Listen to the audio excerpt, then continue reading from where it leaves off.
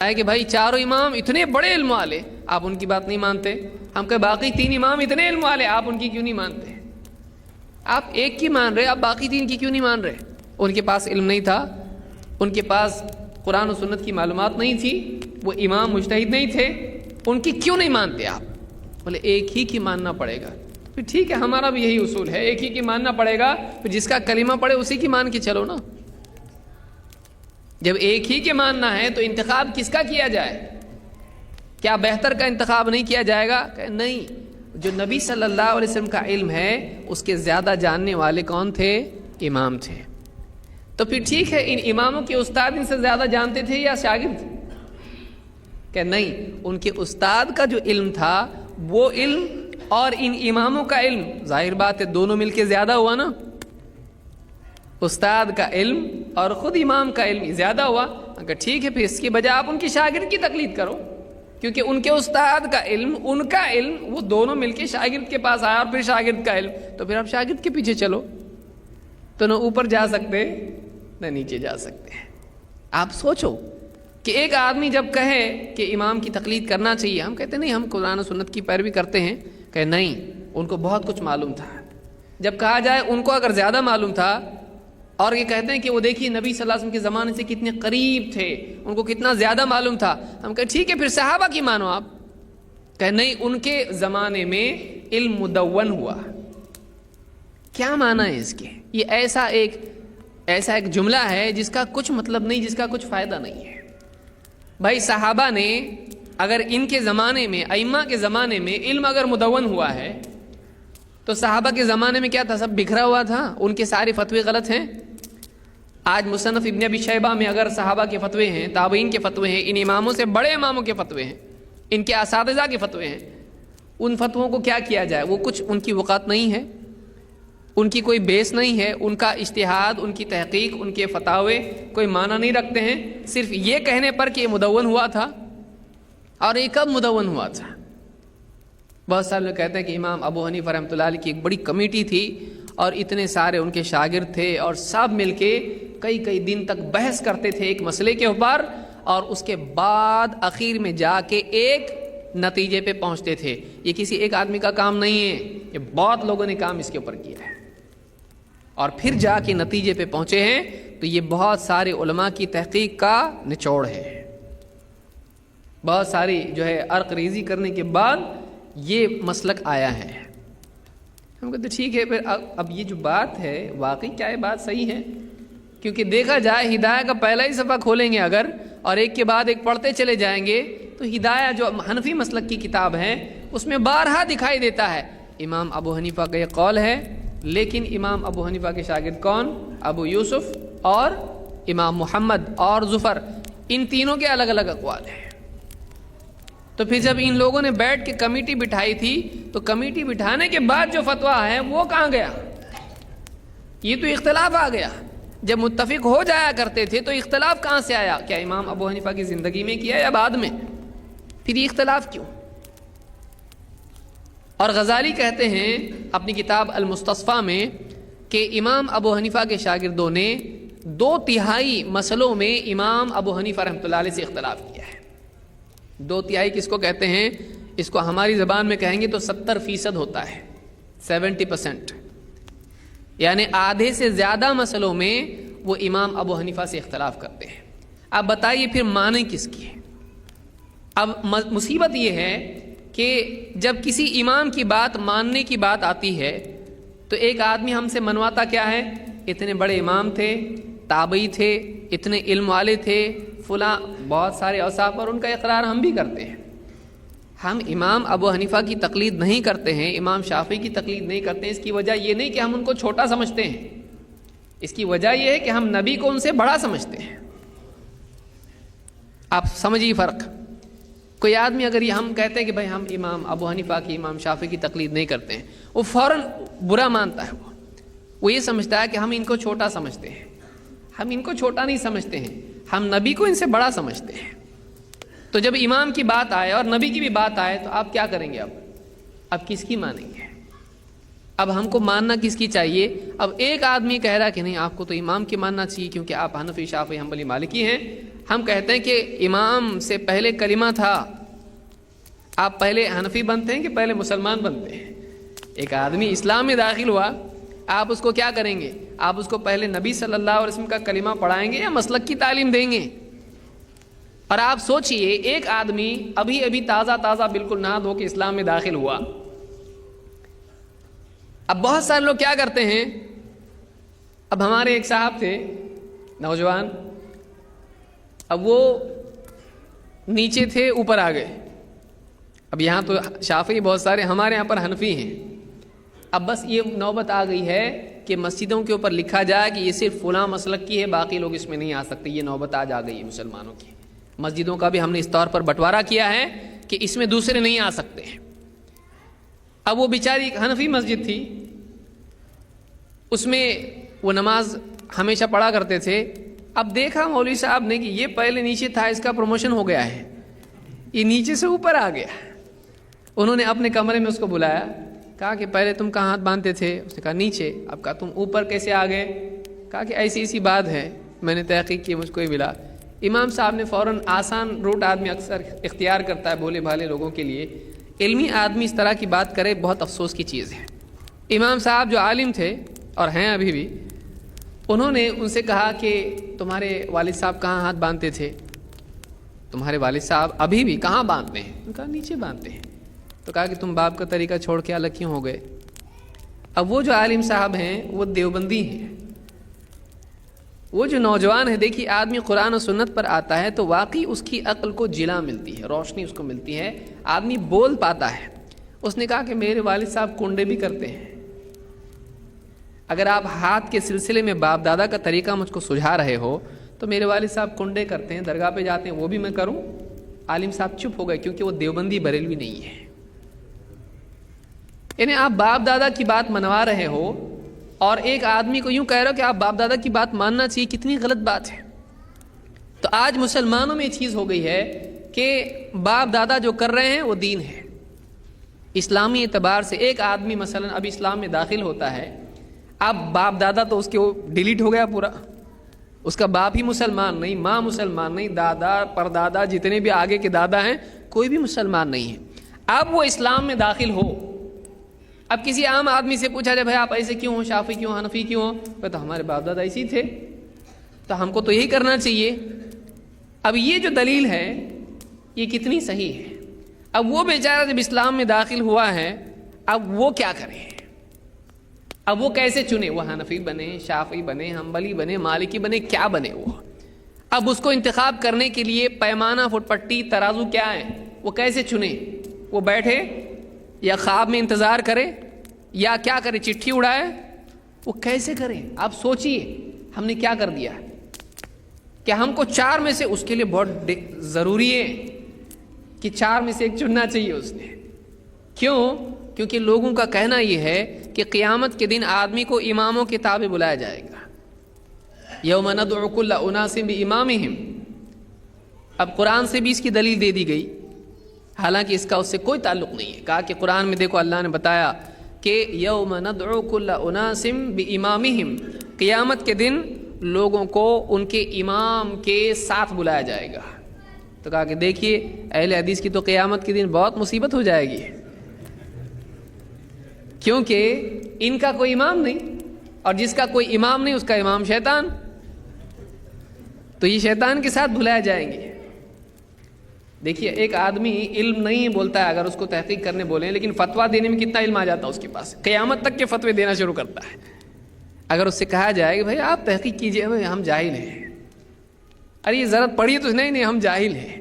تو ایک آدمی پڑھنے کے لیے جاہل ہے لیکن فتوے میں پڑھنے کے لیے جاہل نہیں ہے. وہ قیامت تک کا فتویٰ دیتا ہے کہ ان کا قیامت کے دن کیا ہونے والا ہے. وہ علم غیب بھی آ جاتا ہے اس کو پھر کہ قیامت کے دن اہل حدیث شیطان کے تابع ہوں گے. کیوں؟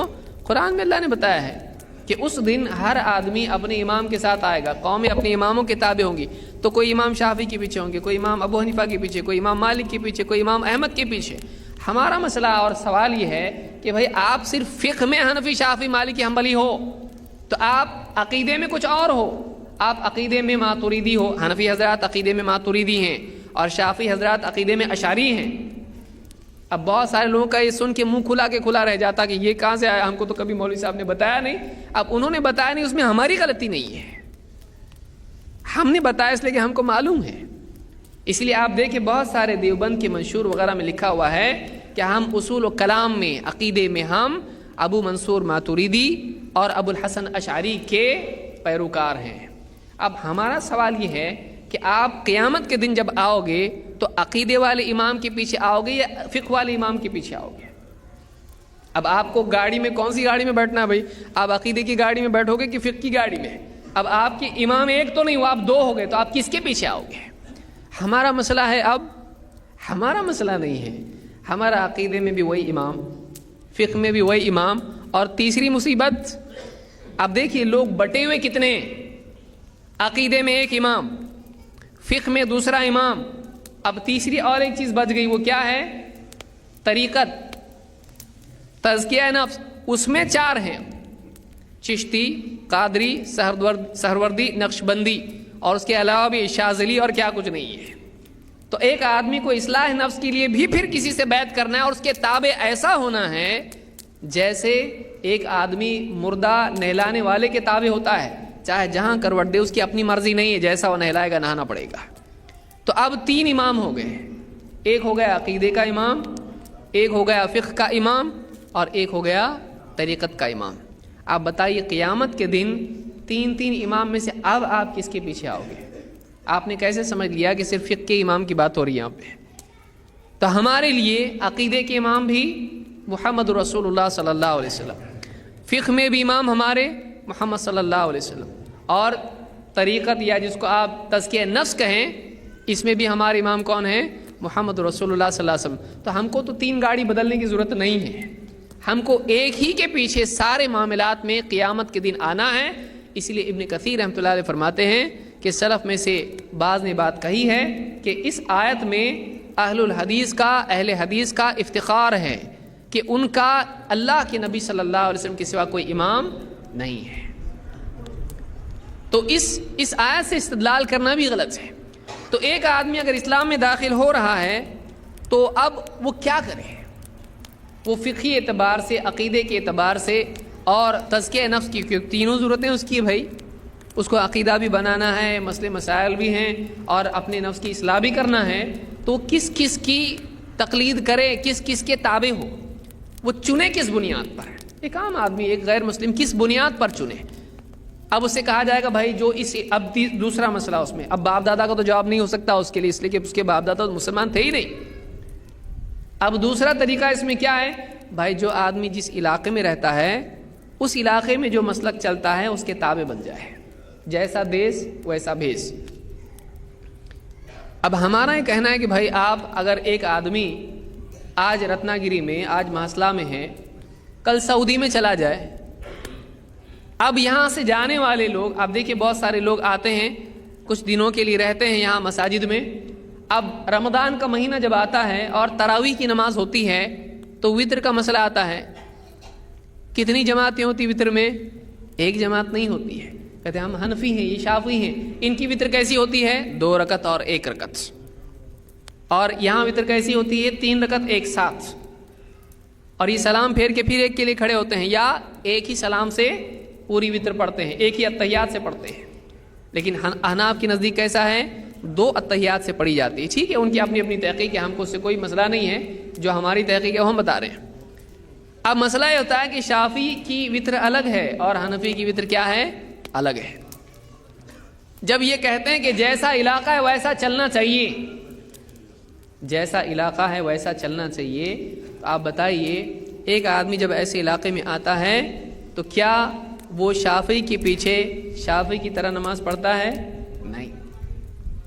پھر اگر خوش قسمتی سے وہ سعودی چلا گیا اور وہاں پر امام جیسا چل رہا ہے، وہاں پر فتوے جیسے چل رہے ہیں، وہاں پہ کیا کرتا ہے؟ وہاں پہ جیسا چل رہا ہے ویسا چلتا ہے؟ نہیں. پھر اب کہتا کیوں ہے؟ جہاں جیسا رہنا ہے ویسا کرنا ہے. جس علاقے میں رہنا ہے اس علاقے کے مسلک پر عمل کرے. یہ قاعدہ کہاں سے آیا؟ یہ قرآن میں ہے، یہ حدیث میں ہے، اس پر اجماع ہوا ہے، یا قیاس سے نکلتا ہے، یا اماموں نے اس طرح کی کوئی بات کہی ہے، کسی سے بھی یہ بات ملتی نہیں ہے۔ حقیقت یہ ہے کہ جتنے بھی سہارے آدمی ایک امام کی تقلید کے لیے اختیار کرتا ہے، وہ سہارے سب کے سب کمزور ہیں۔ اگر واقعی ان کو دلیل کی بنیاد پر دیکھا جائے ان کی کوئی وقت نہیں ہے۔ یہ کہا جاتا ہے کہ بھائی آپ کے اتنے علم والے ہو کہ آپ کو سمجھ میں آئے گا کہ کیا صحیح ہے کیا غلط ہے، آپ 14ویں صدی 15ویں صدی میں آ کے آپ اتنی تحقیق کرو گے، اتنے بڑے بڑے علماء تھے، انہوں نے جو تحقیق کی وہ غلط تھی کیا؟ آپ کو ان پر اعتماد کرنا چاہیے۔ یہاں پر سوال یہ ہے کہ ایک آدمی یہاں پر آ کے کہہ رہا ہے کہ ہمارے پاس صلاحیت نہیں ہے تحقیق کی۔ بھائی آپ کو تقلید کیوں کرنا ہے؟ بھائی تقلید اس لیے کرنا ہے کہ ہمارے اندر تحقیق کی صلاحیت نہیں ہے۔ آپ کے اندر عجیب بات دیکھیے، تحقیق کی صلاحیت نہیں ہے آپ کے اندر۔ آپ قرآن کی تفسیر لکھ رہے ہو، آپ کے اندر صلاحیت نہیں ہے۔ آپ قرآن سمجھانے کے لیے لکھ رہے ہیں لوگوں کو، اور آپ کو سمجھنے کی صلاحیت نہیں اور آپ سمجھانے کی صلاحیت رکھتے ہیں۔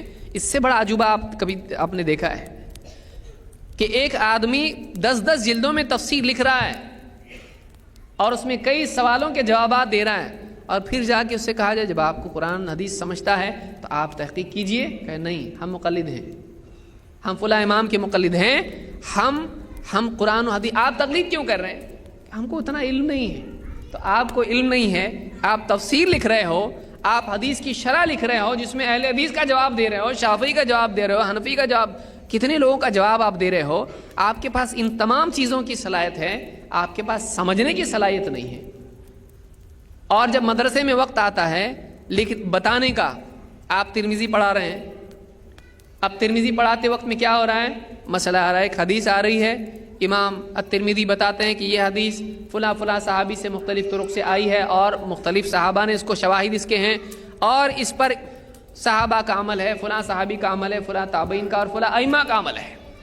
امام ترمذی کی عادت ہے کہ سنن الترمذی میں جب وہ حدیث بیان کرتے ہیں تو اس کے ضمن میں ائمہ کے اقوال اور ان کا انتخاب بھی بتاتے ہیں کہ دیکھیے ان کا یہ مذہب ہے۔ اب ایک عالم بیٹھا ہوا ہے، اس کے یہاں پر بالکل مقلد ہے، لیکن وہ بیٹھ کے کیا کرتا ہے کہ اس میں امام ابو حنیفہ کا یہ مسلک ہے لیکن ان کی یہ دلیل ہے اور اس کا یہ جواب ہے، امام شافعی کا یہ منہج ہے، ان کا یہ مسلک ہے، ان کا یہ فتویٰ ہے، ان کی یہ دلیل ہے لیکن اس کا یہ جواب ہے، اور ہمارا منہج اور ہمارا مسلک صحیح ہے۔ یعنی ایک آدمی بیٹھ کر حدیث بیان کرتا ہے اور اس کی علتیں، اس کا فہم اور اس کے طرق سب بتا سکتا ہے، بلکہ اماموں کے فتووں کے اوپر تنقید بھی کر سکتا ہے کہ دیکھو فلاں امام کا یہ فتویٰ ہے لیکن ایسا نہیں ہے، اس میں یہ غلطی ہے، فلاں امام کا یہ قول ہے لیکن اس میں یہ کمی ہے۔ اتنا آپ کر سکتے ہو، آپ 4 امام پر جج بن سکتے ہو، آپ صرف اپنے امام پہ جج نہیں بن سکتے۔ یعنی آپ ایک امام اپنے امام کو صحیح ثابت کرنے کے لیے باقی 3 اماموں کے فیصلوں کو قرآن و سنت پر تول کر غلط بتا سکتے ہو۔ آپ 3 کے بارے میں بہت صلاحیت مند ہو لیکن اپنے امام کے بارے میں آپ کی وہ صلاحیت کہاں چلی جاتی ہے؟ وہی چیز جو 3 اماموں کے بارے میں آپ کر رہے ہو، کاش کہ آپ اپنے امام کے بارے میں بھی کرتے ہیں۔ لیکن شخصیات کا تقدس، شخصیات کی عظمت، بلکہ شخصیت پرستی، جماعت پرستی، یہ ایسی بڑی مصیبت ہے کہ ایک آدمی اپنے مسلک کو بچانے کے لیے، اپنے امام کو بچانے کے لیے اور اپنوں میں پرایا ہونے سے بچنے کے لیے ایک آدمی دین کو پرایا کر دیتا ہے، ایک آدمی دلائل کو نظر انداز کرتا ہے، پھر اس میں ایسی ایسی علتیں نکالتا ہے کہ جو واقعی صحیح نہیں ہوتی ہیں، پھر جھوٹ بھی گڑھنا شروع کرتا ہے۔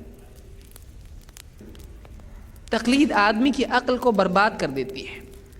تقلید جہالت کی وجہ سے نہیں ہے، وہ مزید جہالت پیدا کرتی ہے۔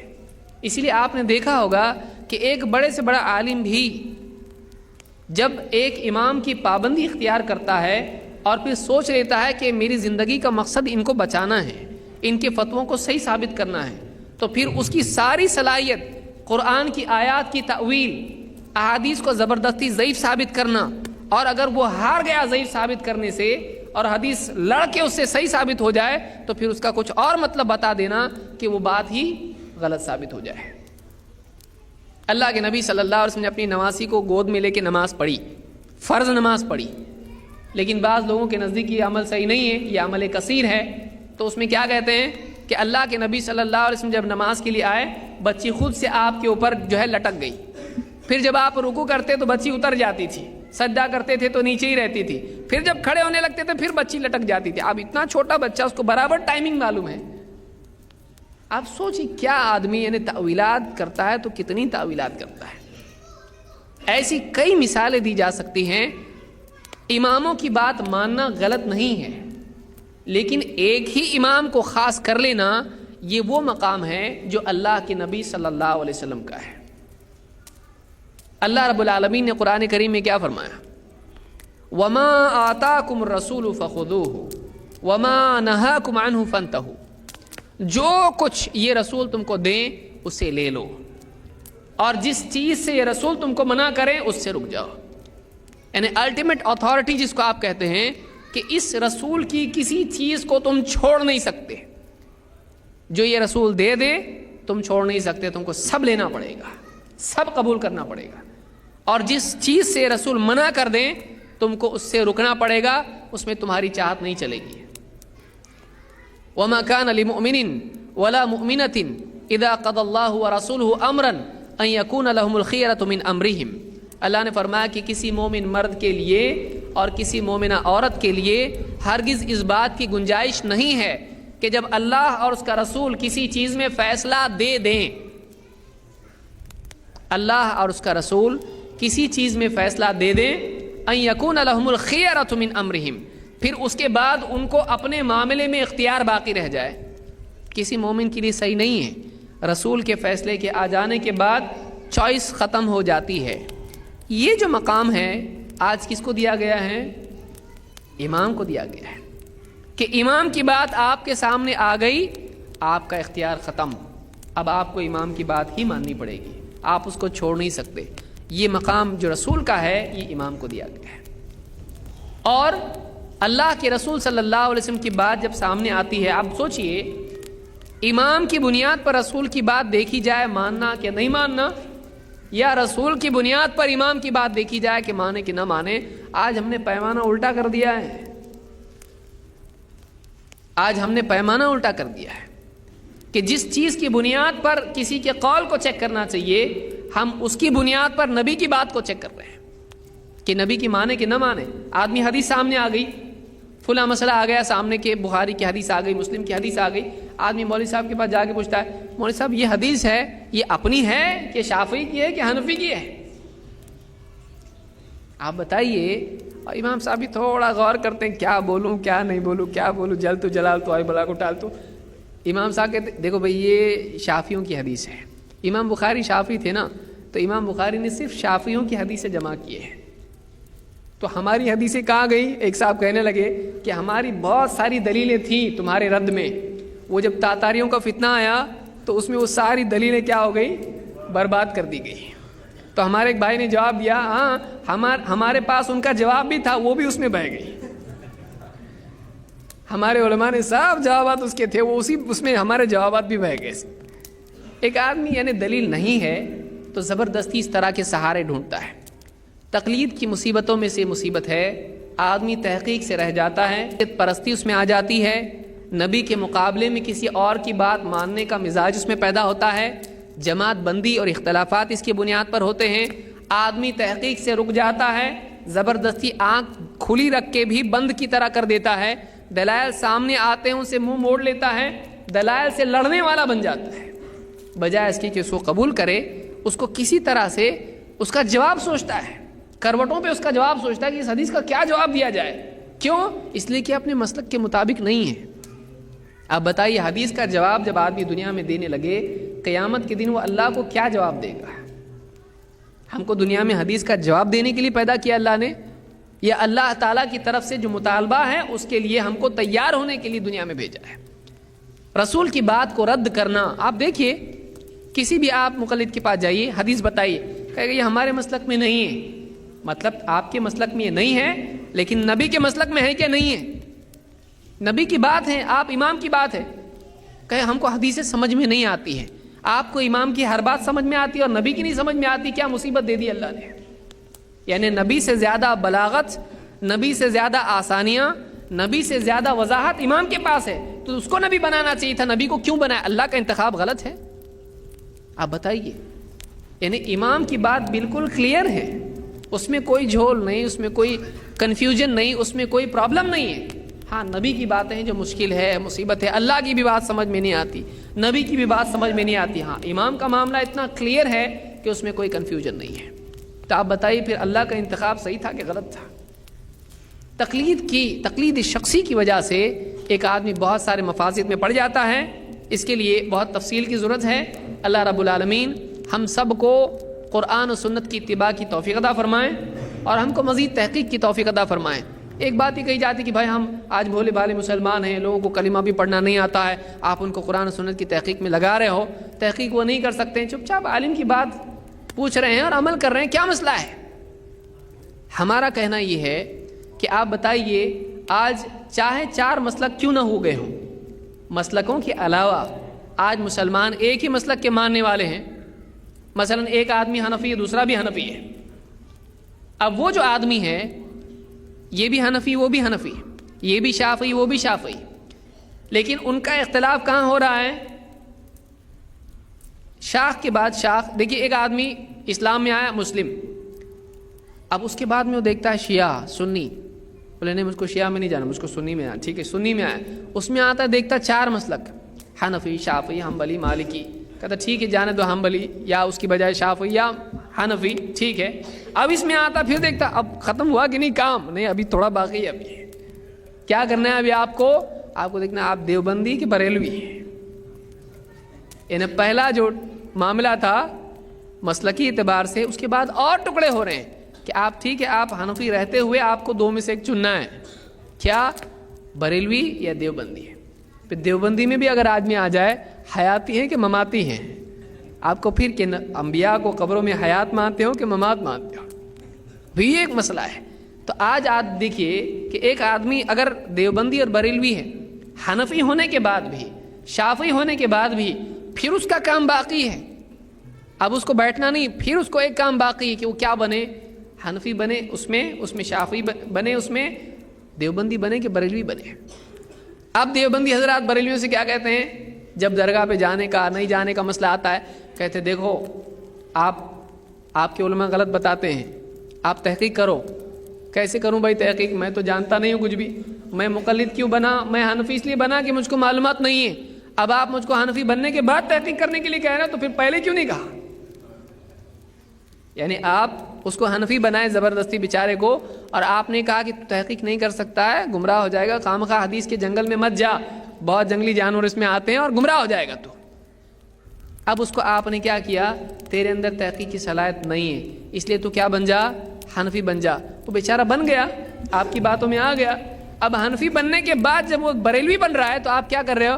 نہیں بریلوی نہیں بننا، اور میں عالم کی بات مان رہا ہوں. بھائی اتنے بڑے عالم صاحب ہیں، ہرا پھیٹا باندھ رہے ہیں، آپ اس کو کیا اسلامی رنگ ہے؟ وہ اتنا بڑا امامہ باندھے ہوئے ہیں اور بالکل جبہ پہنے ہوئے ہیں اور ذکر کرتے ہیں، تلاوت کرتے ہیں اور نبی کے لیے روتے ہیں، لائٹ بند کر کے روتے ہیں، اور زبان پر ہر جملے میں مدینہ ہے.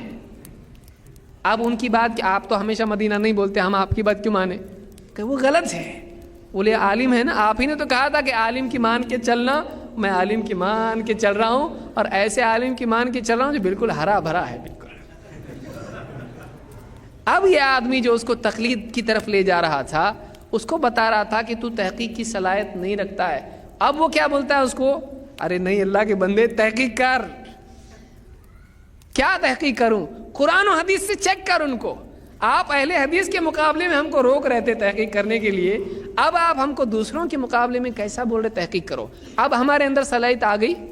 اب ہم کو قرآن کی آیتیں آپ بتا رہے ہو کہ دیکھو درگاہ پہ جانا ایسا ہے، اور فلانے ایسے ہیں، اور فلانی جماعت کے لوگ غلط ہے، گمراہ ہیں، اور وہ ایسا ویسا کرتے ہیں. اب آپ ہم کو قرآن کی آیتیں بتا رہے، پہلے ہم کو کیوں نہیں بتایا آپ نے؟ ایک طرف آپ ہم کو فقہ میں کہتے ہو کہ آپ کے اندر صلاحیت نہیں ہے، حنفی شافعی مسلک کے اعتبار سے آپ کہتے ہو کہ آپ میں تحقیق کی صلاحیت نہیں، جو کہ فقہ کا مسئلہ ہے. فقہ کا مسئلہ بڑا ہے، سنگین ہے کہ عقیدے کا مسئلہ سنگین ہے؟ بڑا مسئلہ عقیدے کا ہے. عقیدے کے مسئلے میں آپ ہم کو کہہ رہے ہو کہ آپ تحقیق کرو، اور ہم کو فقہ کے مسئلے میں آپ کہہ رہے ہو کہ تحقیق مت کرو. کریں تو کیا کریں ہم لوگ. پھر مزید بہت سارے لوگ آپ جعل حق دیکھیے اس میں لکھا ہوا ہے کہ بھائی عقیدے میں تقلید نہیں ہوتی ہے. حالانکہ آپ اگر غور کریں عقیدے میں تقلید نہیں ہوتی ہے, فقہ میں تقلید ہوتی ہے. فقہ میں مسائل جو بھی ہیں اکثر اوقات اس میں افضل غیر افضل کا مسئلہ ہوتا ہے, اور بھی مسائل حلال و حرام کے ہوتے ہیں. اب ایسے مسئلے کے اندر جس میں گمراہی کا اتنا بڑا اندیشہ نہیں ہے, اسلام سے باہر جانے کا اندیشہ نہیں ہے فقہی مسائل میں, اس کے اندر آدمی کو بہت بچایا جاتا ہے کہ تو تقلید کار ادھر ادھر مت جا, گمراہ ہو جائے گا.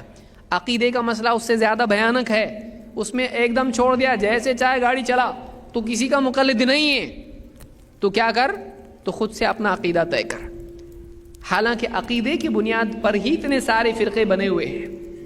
جو گمراہ فرقے بنے, معتزلہ, جہمیہ, اور اتنی لمبی لسٹ ہے اس کی, مرجئہ وغیرہ وغیرہ جتنے قدریہ ہیں, یہ سارے کے سارے جو فرقے بنے ہیں یہ سب فرقے گمراہ ہوئے تو کیوں ہوئے اور کس میدان میں ہوئے؟ فقہ کے میدان میں ہوئے یا عقیدے کے میدان میں ہوئے؟ یہ عقیدے کے میدان میں گمراہ ہوئے ہیں. تو جہاں گمراہی کا زیادہ امکان ہے وہاں پر تو تقلید سے آزاد چھوڑ دیا, اور جہاں پر اتنا کوئی امکان نہیں ہے وہاں پابند کر دیا. یہ سارے تضادات ہیں, یہ ساری مصیبت ہے, یہ ساری مصیبت ہے کہ ایک عام آدمی کو کہا جا رہا ہے کہ عقیدے میں آپ آزاد ہو لیکن فقہ میں آپ کو پابند بننا پڑے گا. قرآن و سنت میں آپ دیکھیے کہتے ہیں کہ اہل حدیث 4 چیزوں کو نہیں مانتے ہیں. ادلہ اربع جن کو کہا جاتا ہے, قرآن, سنت یا کتاب, سنت, اجماع اور قیاس. کہتے ہیں اہل حدیث کتاب و سنت کو تو مانتے ہیں لیکن اجماع اور قیاس کو نہیں مانتے ہیں. ہمارا یہ کہنا ہے کہ ہم چاروں کو مانتے ہیں, 4 اماموں کو بھی مانتے ہیں اور 4 ادلہ کو بھی مانتے ہیں.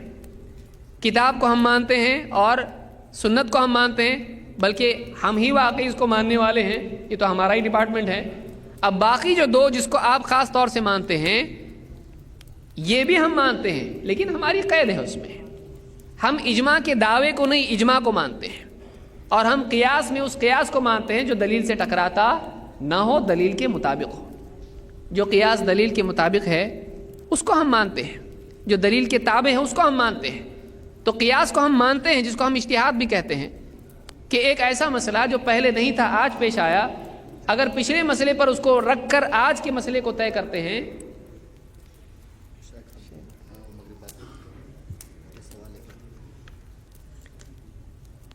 اگر ایک ایسا مسئلہ پیش آئے جو آج نیا مسئلہ ہے اور اس کا جواب واضح الفاظ میں قرآن و سنت میں نہیں ہے, لیکن اس کے لیے ہم اپنے طور سے تو کچھ بھی نہیں کہہ سکتے کہ حلال ہے حرام ہے, اس کو دیکھنا پڑتا ہے کہ اس طرح کا کوئی اور مسئلہ قرآن و سنت میں ہے کیا. مثال کے طور پر شراب اس زمانے میں پی جاتی تھی, آج شراب کے علاوہ بھی چیزیں ہیں جن سے نشہ ہوتا ہے. ڈرگز وغیرہ بہت سارے لوگ انجیکشن لیتے ہیں, بہت سارے لوگ دھواں بنا کے پیتے ہیں, اور بہت سارے طریقے اس کے ہیں, تو اس سے ان کو نشہ ہوتا ہے. اب یہ اس کا نام قرآن و سنت میں نہیں ہے کہ فلاں چیز حرام ہے, اس طرح سے تذکرہ اس کا نہیں ہے. اب علماء نے کہا کہ یہ چیز حرام ہے یا حلال, اس کا فیصلہ کرنے کے لیے دیکھنا پڑے گا کہ اس کی نظیر قرآن و سنت میں موجود ہے یا نہیں ہے. تو ہم نے قرآن و سنت میں علماء نے دیکھا تو ان کو معلوم پڑا کہ خمر تو حرام ہے, اور خمر کی علت بتائی گئی ہے کہ خمر کے اندر علت کیا ہوتی ہے, اس سے نشہ ہوتا ہے. کل مسکرین خمر و کل خمر حرام. اللہ کے نبی صلی اللہ علیہ وسلم نے فرمایا کہ ہر نشے والی چیز خمر ہے اور ہر خمر حرام ہے. تو معلوم ہوا کہ خمر کے حرام ہونے کی وجہ کیا ہے, نشہ. تو اب وہ نشہ کسی بھی چیز میں آئے وہ چیز کیا ہو جائے گی, حرام. اس لیے کہ جس وجہ سے شراب حرام ہے, جس وجہ سے شراب حرام ہے, وہ وجہ کسی اور چیز میں بھی پائی جائے تو حرام ہوگی کہ حلال ہوگی, حرام ہوگی. تو اس کو کہتے ہیں قیاس. لہٰذا علماء نے شراب کو دیکھتے ہوئے بہت ساری دوسری چیزیں جن کا نام قرآن و سنت میں نہیں آیا ہے اور وہ اس زمانے میں بنائی گئی, وہ اس زمانے میں مینوفیکچر کی گئی, زمانے میں پروڈکشن اس کا ہوا ہے, اس زمانے میں وہ چیز بنی ہے, اس پر بھی وہی حکم لگایا جو خمر کا تھا. اس کو کیا کہتے ہیں, قیاس. اہل حدیث اس کو مانتے ہیں, اہل حدیث اس کو مانتے ہیں. کیوں مانتے ہیں؟ اس لیے کہ اس کی دلیل کتاب و سنت میں ہے جس پر سے اس کو نکالا جا سکتا ہے. لیکن اگر ایک آدمی اپنے دل سے کسی بھی چیز کو حرام کرے, جیسے مثلا کسی چیز کو فرض کر دے, کیسے؟ دیکھیے آپ کنویں سے پانی نکالتے، آپ کیسا نکالتے؟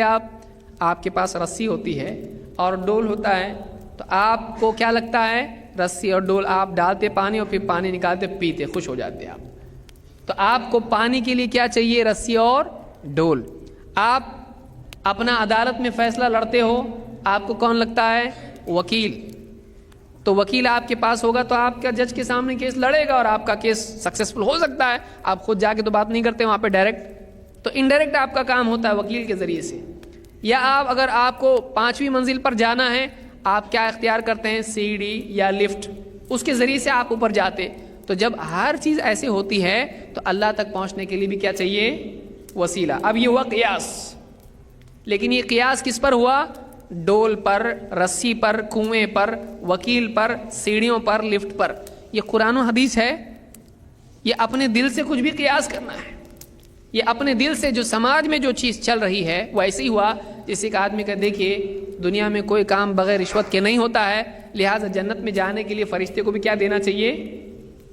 تو کیا صحیح ہوگا؟ ایک آدمی کو اپنی فائل آگے ڈھکیلنا ہے ایک ٹیبل سے دوسرے ٹیبل پر، تو اس کو دنیا میں کیا کرنا پڑتا ہے؟ رشوت دینی پڑتی ہے۔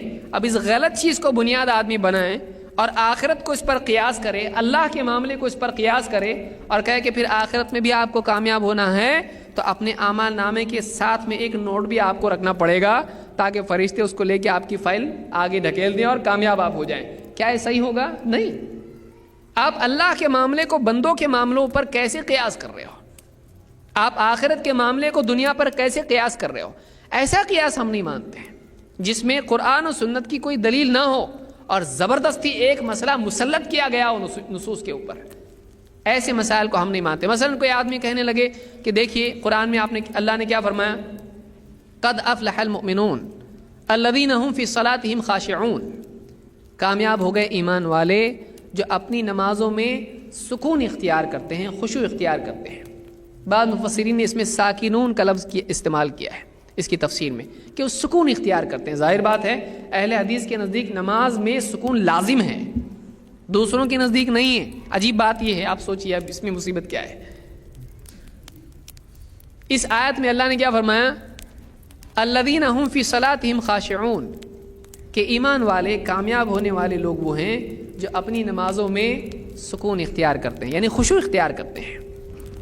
اب اس آیت سے استدلال کرتے ہوئے کہ دیکھو قرآن میں اللہ نے فرمایا نا سکون اختیار کرتے ہیں، لہٰذا اب آپ جو بار بار رفع الیدین کرتے ہو رکوع سے پہلے، رکوع سے بعد، پھر اتحیات سے کھڑے ہو کے، تو یہ جو بار بار کا آپ کا رفع الیدین ہے کیا یہ سکون کے خلاف نہیں ہے؟ اللہ نے کیا فرمایا کہ نماز میں سکون اختیار کرتے ہیں۔ تو اب اس آیت سے معلوم ہوا کہ آپ کا سکون اختیار کرنا ضروری ہے اور آپ جو رفع الیدین بار بار کرتے ہیں وہ غلط ہے۔ اب یہ کیا ہوا؟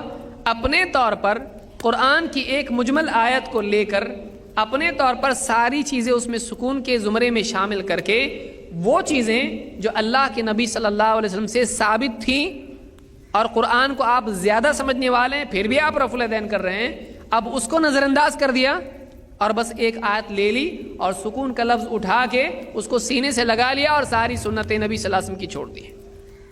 یہ اہل حدیث کا طریقہ نہیں ہے۔ اس طرح کا قیاس، اس طرح کا اجتہاد، اس طرح کا فہم اہل حدیث کے یہاں نہیں ہے۔ اہل حدیث کا کہنا کیسا ہے؟ اہل حدیث کا کہنا یہ ہے کہ دیکھیے قرآن کو سب سے زیادہ سمجھنے والے اللہ کے نبی صلی اللہ علیہ وسلم تھے۔ رول نمبر 1، پہلا قاعدہ، کیونکہ آپ نہ صرف سب سے اچھا سمجھنے والے تھے بلکہ آپ سب سے اچھا سمجھانے والے تھے، اپنے قول سے بھی اپنے عمل سے بھی۔ اللہ نے کیا فرمایا؟ وَأَنزَلْنَا إِلَيْكَ الذِّكْرَ لِتُبَيِّنَ لِلنَّاسِ مَا نُزِّلَ إِلَيْهِمْ وَلَعَلَّهُمْ يَتَفَكَّرُونَ، اے نبی ہم نے یہ کتاب، یہ نصیحت آپ کی طرف نازل کی تاکہ آپ لوگوں کو واضح طور پر سمجھا دیں کہ ان کے رب کی طرف سے ان کے پاس کیا آیا ہے، اور تاکہ وہ بھی غور فکر کریں۔ وہ بعد میں غور فکر کریں، پہلے آپ سمجھا دیں۔ دیکھیے لوگوں کے غور فکر کرنے کا نمبر پہلے کے بعد میں، دیکھیے دو باتیں اس میں، لِتُبَيِّنَ لِلنَّاسِ مَا نُزِّلَ إِلَيْهِمْ، تاکہ آپ کے رب کی طرف سے جو کچھ نازل ہوا ہے آپ اس کو بیان کر دیں، واضح طور پر سمجھائیں، یہ پہلا ہے۔ وَلَعَلَّهُمْ يَتَفَكَّرُونَ، اور وہ بھی غور کریں، یہ بعد میں ہے۔ مخلوقات میں غور کریں، زمین آسمان میں غور کریں، یہ بعد میں ہے۔ لیکن لوگ غور و فکر پہلے کر رہے ہیں اور نبی صلی اللہ علیہ وسلم کی بات کے مقابلے میں اپنے غور و فکر کو، اپنے اجتہاد کو، اپنے قیاس کو رکھ رہے ہیں۔ اہل حدیث کے یہاں پر یہ نہیں ہے۔ اب مصیبت کیا ہے؟ ٹھیک ہے بھائی، آپ کی بات اگر مان بھی لیں ہم لوگ کہ یہ سکون کے خلاف ہے کہ رکوع سے پہلے رفع الیدین کرنا سکون کے خلاف، رکوع کے بعد رفع الیدین کرنا سکون کے خلاف اگر ہے، تو پھر عید میں تکبیرات میں رفع الیدین لوگ کرتے ہیں، حنفی حضرات 6 کرتے ہیں اور شافعی حضرات میں سمجھتا ہوں 12 کرتے ہیں، تو یہ جو زیادہ رفع الیدین عید کے دن کیے جا رہے ہیں، پھر یہ کہاں سے آگے ہے؟ کیا عید کی نماز بے سکون پڑھنا چاہیے؟ کیا یہ جو آیت ہے الذین هم فی صلاتہم، وہ ان کی نماز میں، تو نماز میں ساری نمازیں آ جاتی ہیں۔ اللہ نے تو یہ نہیں کہا کہ ان کی 5 نمازوں میں خشوع اختیار کرتے ہیں، باقی میں خشوع ضروری نہیں، اللہ نے یہ تو نہیں کہا، لیکن وہاں پر کرتے ہیں۔ اگر کہا جائے کہ بھائی یہاں کیوں کر رہے ہیں آپ لوگ، یہاں رفع الیدین آپ کیوں کر رہے ہیں، کہ ثابت ہے، تو ہم بھی تو جو رفع الیدین 5 نمازوں میں کر رہے ہیں، آپ کی سال کی ایک نماز میں ثابت ہونے کی وجہ سے آپ قرآن کی آیت کی مخالفت کر رہے ہو، اور 5 نماز میں ہم اگر نبی صلی اللہ علیہ وسلم سے ثابت ہونے کو دیکھتے ہیں تو پھر آپ وہاں اعتراض کیوں کرتے ہو؟ یہ پورا ایک مصیبت ہے، یہ اتنا بڑا کنفیوژن ہے۔ ایک آدمی ایک جگہ مسئلہ اپنے لیے حل کر لیتا ہے، باقی جگہوں کو بگاڑ کر۔ وہ ایسے ہی جیسے آپ دیکھیے، آپ جب کسی دکان پہ جاتے ہو پھل والے کے یہاں پر، ایک آدمی کیا کرتا ہے، نیچے کے پھل اپنے حساب سے نکالنے کی کوشش کرتا ہے۔ کیا ہوتا اس سے؟ وہ ایک پھل تو اس کو مل جاتا، باقی اوپر کا پورے پھل کیا ہو جاتے ہیں، گرنا شروع کرتے ہیں۔ دکاندار بولتا ہے بھائی آپ مت کرو، میں آپ کو نکال کے دیتا ہوں۔ تو ایک چیز آدمی اپنے حساب سے نکالنے میں باقی چیزیں ڈسٹرب کرتا ہے۔ تو ایک مسئلہ اپنے لیے ثابت کرنے کے لیے یہاں کچھ ثابت کرتا ہے، یہاں کوئی اصول اختیار کرتا ہے، پھر دوسری جگہ دوسرا مسئلہ ثابت کرنا ہے، اس اصول کو چھوڑ دیتا ہے کہ نیا اصول اختیار کرتا ہے۔ اور جب دونوں اصول آپس میں آمنے سامنے ہو جائیں تو پھر یہ پریشان ہوتا ہے کہ اس کو کیسے سالو کرو اور اس کو کیسے سالو کرو۔ اہل حدیث کو یہ سرکس کرنے کی ضرورت نہیں پیش آتی ہے۔ اہل حدیث کیا کہتا ہے؟ اللہ اور اس کے رسول کی بات جب سامنے آ جائے ہم کو اس کو ماننا ہے۔ فلاں عالم صاحب ایسا کرتے ہیں، لیکن فلاں مولوی صاحب یوں کہتے ہیں، فلاں کا عمل ایسا ہے، سب اپنی جگہ ٹھیک ہے، وہ ان کا مسئلہ ہے۔ ہم کو کیا کرنا ہے؟ ہم کو اللہ نے اس بات کا حکم دیا ہے، جو کچھ رسول تم کو دیں اسے لے لو۔ رسول کی بات سامنے آنے کے بعد کسی اور کی طرف دیکھنا نہیں ہے۔ اللہ اور اس کے رسول کا فیصلہ آنے کے بعد اختیار ہمارا ختم ہو گیا۔ ٹھیک ہے، یہ حدیث ہے، یہ اللہ کی بات ہے، یہ رسول کی بات ہے، لیکن ہم فلاں کے مقلد ہیں۔ یہ لیکن ہمارے ہاں نہیں ہے، کیونکہ یہ لیکن اختیار پیدا کرنے کی صورت ہے۔ یہ لیکن چور دروازہ ہے جو اس حکم کے توڑنے کا راستہ بناتا ہے۔ اللہ نے کیا فرمایا؟ وَمَا كَانَ لِمُؤْمِنٍ وَلَا مُؤْمِنَةٍ إِذَا قَضَى اللَّهُ وَرَسُولُهُ أَمْرًا أَن يَكُونَ لَهُمُ الْخِيَرَةُ مِنْ أَمْرِهِمْ، کسی مومن مرد کے لیے، کسی مومنہ عورت کے لیے ہرگز اس بات کی گنجائش نہیں ہے کہ اللہ اور اس کا رسول کوئی فیصلہ دے دے تو پھر ان کو کوئی چوائس باقی رہے۔ آپ بتائیے، تقلید میں اس چوائس کی کھڑکی کھولی جاتی ہے۔ ٹھیک ہے، اللہ کا یہ فیصلہ ہے، ٹھیک ہے رسول کا یہ فیصلہ ہے، لیکن ہم چنتے ہیں اپنے امام کو۔ تو رسول کا فیصلہ آنے کے بعد ہم کیا کر رہے ہیں؟ کرنا کیا نہیں کرنا؟ ایک آدمی امام صاحب کے پاس جاتا ہے، کہتا ہے مولوی صاحب یہ شافعی حضرات رفع الیدین کرتے ہیں اور ہم حنفی ہیں، ہم رفع الیدین نہیں کرتے، تو اب کیا کریں؟ وہ غلط ہیں کیا؟ اب امام صاحب اگر ان کو غلط کہیں تو پوری جنگ کھینچنے کے برابر ہے وہ، کیونکہ شافعی مسجدوں میں جانا اس کا بند ہو جائے گا۔ تو اب وہ کیا کہتا ہے؟ وہ اپنی جگہ صحیح ہے، ہم اپنی جگہ صحیح ہیں۔ ایسا کیسا الگ الگ کیوں؟ کہا کہ دیکھو نبی صلی اللہ علیہ وسلم کی ساری ادائیں منتشر ہو گئیں اور صحابہ مختلف علاقوں میں پھیل گئے، پھر کسی صحابی نے کوئی سنت پہ عمل کیا، کسی نے کسی پہ عمل کر لیا۔ یہ سب کس کا طریقہ ہے؟ کہا کہ یہ اماموں کا اپنا نہیں ہے، یہ سب کس کا طریقہ ہے؟ یہ نبی صلی اللہ علیہ وسلم کا ہے۔ کبھی آپ نے ایسا پڑھا، کبھی ایسا پڑھا، کبھی ویسا پڑھا۔ اب وہ بھولا بھولا آدمی ہے، وہ یہ پوچھتا ہے کہ یہ سب نبی کے طریقے ہیں؟ ہاں سب، تو پھر میں سب پہ عمل کر سکتا؟ نہیں، آپ عمل نہیں کر سکتے۔ کیوں؟ ارے بھائی جب یہ سب نبی کا طریقہ ہے تو ہمارے ایک ہی نبی ہے نا، وہ بھی نبی نے کیا، یہ بھی نبی نے کیا، یہ بھی صحیح وہ بھی صحیح، تو پھر میں کروں تو زیادہ ثواب ملے گا۔ میں کیوں ایک سنت سے محروم رہوں زندگی بھر؟ کیوں میں اس پر عمل نہ کروں؟ نہیں، کیوں نہیں؟ اس لیے کہ ہم حنفی ہیں، بدقسمتی سے ہم کیا ہیں؟ ہم حنفی ہیں، ہم اس پہ عمل نہیں کر سکتے. وہ ایسا ہے جیسے وہ ندی کا وہ کنارہ ہے، ہم اس کنارے پر ہے، بیچ میں کوئی برج نہیں ہے، ہم وہاں نہیں جا سکتے ہیں. کیوں نہیں جا سکتے بھائی؟ جب سب نبی کا ہے تو پھر ہمارا کیوں نہیں ہو سکتا ہو؟ کیا اللہ نے یہ فرمایا کہ نبی کے 25% طریقے پہ حنفی عمل کرو، 25% طریقے پہ شافعی عمل کرو، 25% پہ مالکی، 25 پر حنبلی؟ کیا اس طرح سے ایک روٹی کے 4 ٹکڑے کیے جاتے؟ ایک تو دلیل دینے لگا، بولے دیکھو جیسے چیزوں میں کیسا ہے 4، مٹی، پتھر اور یہ کیا، مٹی، ہوا، پانی، آگ، بولے 4 ہیں جو 4 امام ہیں. اسی طرح سے گاڑی کے 4 پہیے ہوتے ہیں، وہ رکشہ کو بھول گیا، سائیکل کو بھی بھول گیا، 4 پہیے ہوتے ہیں. ایسا 4 گنا کر آدمی کیا ثابت کر رہا ہے؟ 4 امام. یہ آدمی 4 کو ثابت کر رہا ہے. اس طرح کی 4 ہم بھی تو بول سکتے ہیں، 2 ہی ہوتے ہیں. دیکھیے 2 ہاتھ ہیں، 2 آنکھیں ہیں، زمین آسمان، 2 سے ہم شروع کریں. سکے کے 2 پہلو ہوتے ہیں اور بہت ساری چیزیں، بائسیکل میں 2 ہوتے ہیں، بائک میں 2 ہوتے ہیں. تو 2 یہ طریقہ ہے ثابت کرنے کا. اس طرح سے ہم دین کے معاملات کو اگر ثابت کرنے لگیں تو ہم دین کے میدان میں آنے کی بجائے سرکس کے میدان میں زیادہ مناسب جگہ ہمارے لیے ہے. ہم دین کا کھیل تماشا بنا کے لوگوں کو اس طرح سے بیوقوف بنائیں. بتائے قیامت کے دن اللہ کے پاس کیا جواب دیں گے؟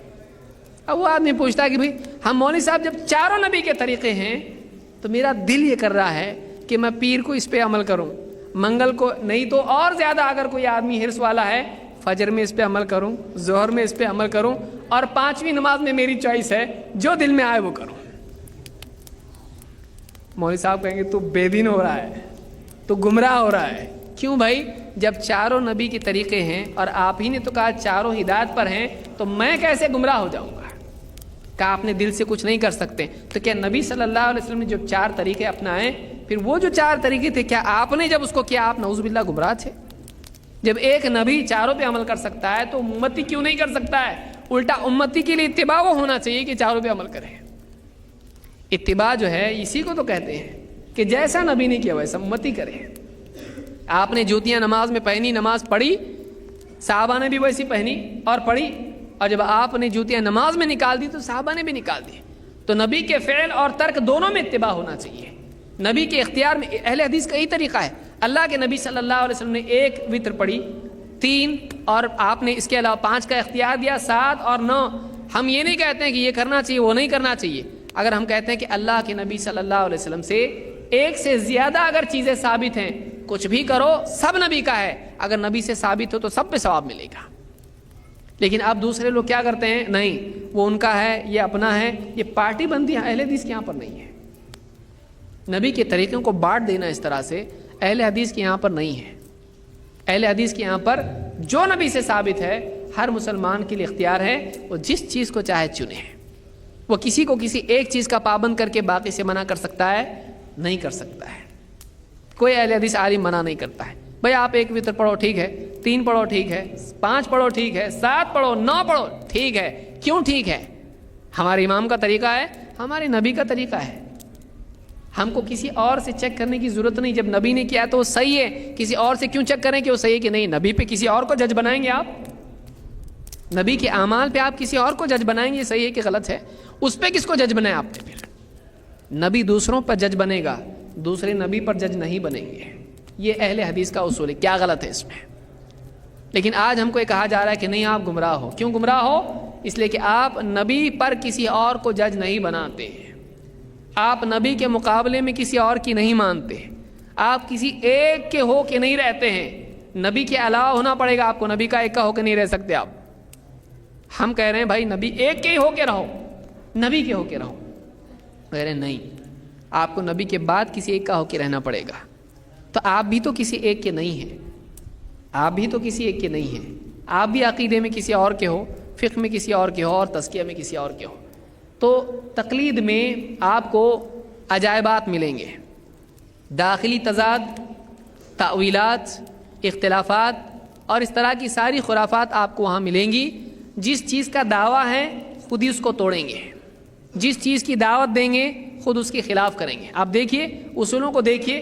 ابھی کہیں کہتے ہیں کہ دیکھیے مثال کے طور پر یہ حدیث ہے، رفع الیدین کی حدیث ہے یا فلاں حدیث ہے یا کوئی اور حدیث ہے، کہیں گے دیکھیے عبداللہ ابن مسعود رضی اللہ تعالیٰ عنہ رفع الیدین نہیں کرتے تھے، تو اللہ کے نبی صلی اللہ علیہ وسلم نے کیا ہے؟ نہیں. صحابی کا عمل دیکھیں گے کیونکہ وہ نبی کے بعد تھے. اگر یہ منسوخ نہیں ہوتا تو وہ چھوڑتے نہیں, تو انہوں نے چھوڑا کا مطلب کیا ہے؟ منسوخ ہے. ٹھیک ہے, آپ نے اصول لے لیا کہ راوی کا عمل دیکھا جائے گا, روایت نہیں, کیونکہ وہ اپنی روایت کو زیادہ جانتا ہے. کیوں؟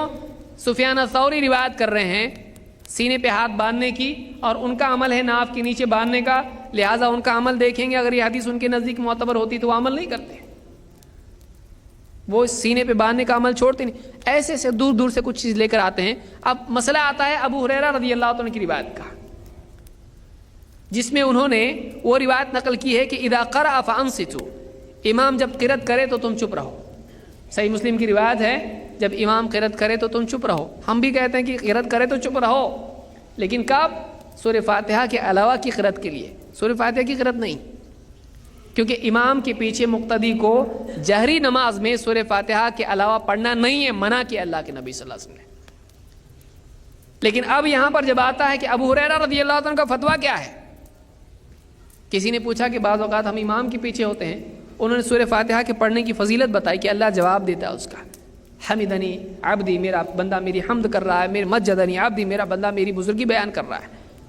تو ابو ہریرہ رضی اللہ عنہ سے کسی نے پوچھا کہ بعض اوقات ہم امام کے پیچھے بھی تو ہوتے ہیں, کیا اس وقت میں بھی سورہ فاتحہ پڑھنا ہے؟ انہوں نے کہا کہ اقرأ بہا فی نفسک, اپنے جی میں اس کو پڑھ لیا کر. یعنی ابو ہریرہ رضی اللہ عنہ کا فتویٰ کیا ہے؟ امام کے پیچھے قرأت کرنا چاہیے. اور حدیث میں کیا نقل کر رہے ہیں؟ اذا قرأ فانصتوا, کہ جب وہ پڑھے تو تم چپ رہو, وہ قرأت کرے تو تم چپ رہو. اب کیا کہتے ہیں؟ نہیں, دیکھو حدیث کیا ہے. اب عمل جو صحابی کا دیکھنا چاہیے تھا, اب جو فتویٰ صحابی کا دیکھنا چاہیے تھا, اصول بدل گیا. اب صحابی کی روایت دیکھی جائے گی. ایسے کئی مسائل ہیں جو مثال کے طور پر بیان کیے جا سکتے ہیں.